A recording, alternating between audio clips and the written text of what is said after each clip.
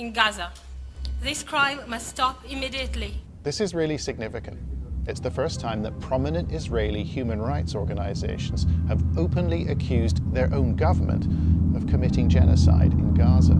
For the past 22 months, we have witnessed unprecedented levels of civilian killings, of deliberate starvation, forced mass displacement, and the total destruction of most infrastructure necessary for human To make, arguing the death, destruction, and starvation we're witnessing in Gaza have crossed a critical legal line. War in Gaza amounting to genocide, they say. And it's not these groups. We're talking about two prominent civil rights groups, B'Tselem and Physicians for Human Rights, who've tabled a report entitled Our Genocide. What does genocide actually mean? It's defined in the Genocide Convention as acts committed with intent to destroy, in whole or in part, a national, ethnical, racial, or religious group. The convention was enacted in 1948 after the mass murder of Jews in the Holocaust. A number of human rights organizations and officials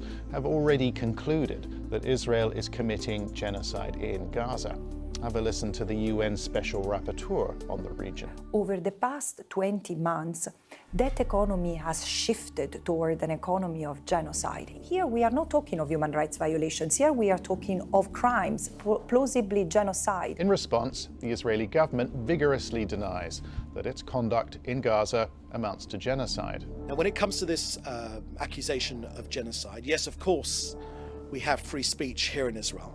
But we strongly reject the accusation. It is baseless. There is no intent. Key for the charge of genocide, there is no intent. I think the release of this report serves as a symbol of the growing divisions that exist in Israeli society.